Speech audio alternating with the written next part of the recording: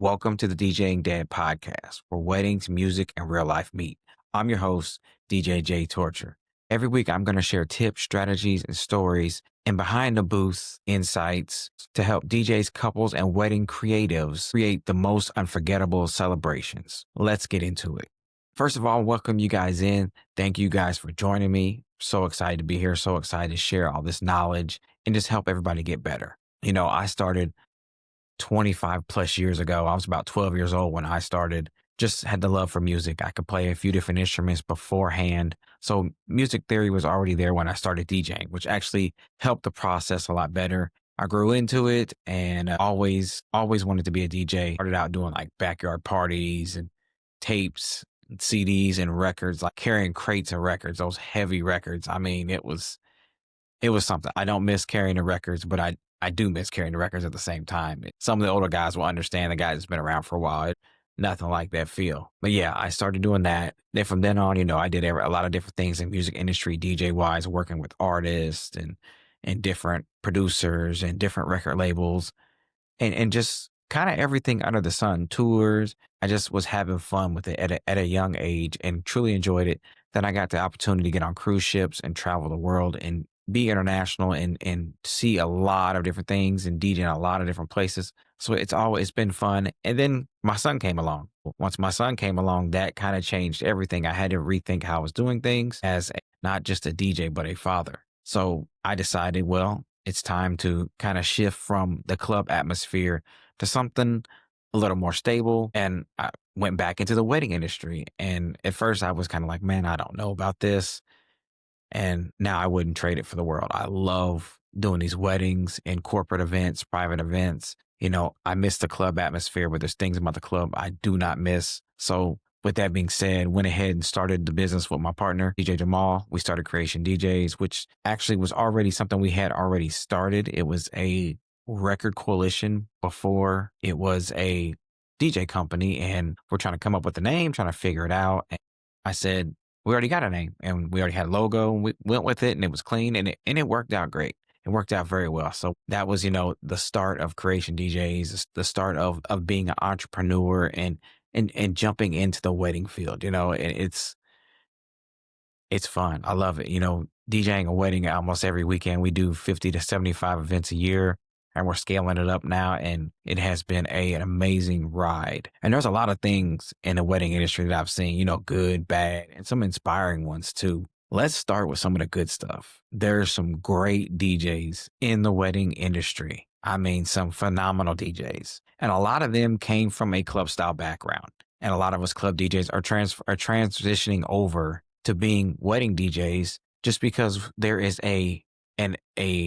an open gap in the wedding industry, and not to knock the guys that have been doing it for a lot longer than we have. But a lot of our brides and grooms and couples and corporate companies, they want that club atmosphere, that club style feel. And some guys just can't give that.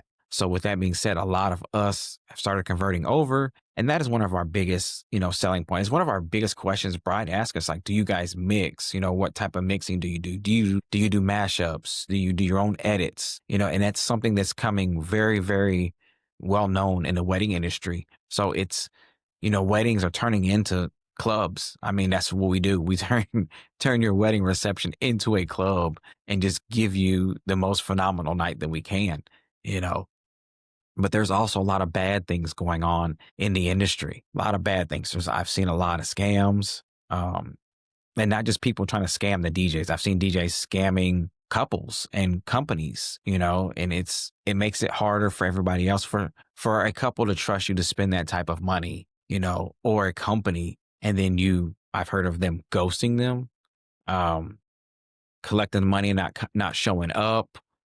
Or I heard one where the DJ kept saying he was on his way. They come to find out he was in a whole different state. He wasn't even planning on coming, So it's a lot of bad things, DJs not taping their wires down or using duct tape to tape their wires. There's a lot of bad things going on. We're going to talk about a lot of that in a lot of different episodes.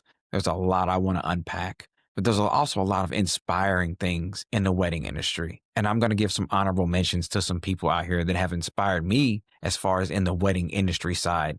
Like, You guys might know them as, if you're DJs or wedding creatives, you might know ththese guys like Nick Spinelli, Jason Jani, Joe Bunn, Rick Webb. A lot of these guys have taken the wedding, your typical wedding, and elevated it to a level for a DJ to be able to come in and DJ, do what we do, you know? So it's a lot of things, and it's not as traditional as it used to be. So with it not being as traditional, it opens up a lot of things. A lot of couples want a party. They want to have a good time. They want to get through the, emotional um, first dance and ceremony, and then they want to party.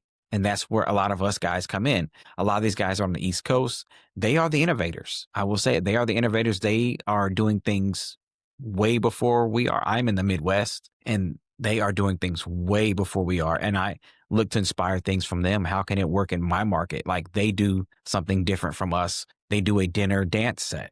I'm trying to implement that in my market, but with the way that a lot of weddings are structured, makes it hard to do that. But trying to work it in just to give it some new life around here. I love the way things are changing. I love the way couples are doing new things. And it's very inspiring for the DJ, because I can share my ideas with the couple, say, hey, let's try this. You guys are this type of couple. We do these calls and learn our couple, learn their backgrounds, and learn everything about them that we can, to be able to bring their to life. So there's a lot of inspiring things going on in the industry, and I'm so excited to be a part of it. One thing couples really deserve, and this is something we're also going to unpack very heavily on this podcast, the wedding education. I mean, 99% of our couples have not been married before. I would say 99.8, have not been married before. So they don't know what they're shopping for. They don't know the difference for the uplighting, intelligent lighting. They don't know the difference of why our pricing is higher than this guy's pricing, or what things should cost, shouldn't cost, what they're getting. Because a lot of guys are selling a service instead of selling the value of the service, or what it can create, the memory. So it's a lot of things that we're really going to unpack in this podcast series. I'm so excited to educate couples, companies, other creatives, other vendors, just so we can just make it better. We want to make that special day just amazing we want to make that special day amazing for the couple. And if it's for a corporate company, we want to make that corporate event be one that they don't forget, that they talk about for 3 years now. 3 years down the road, they're like, man, you remember that party that we had, that DJ. You want to give that type of wow factor to where people will remember you. Like, my ultimate goal is, when they leave your reception, then when they go to work Monday, they're talking about that party was amazing.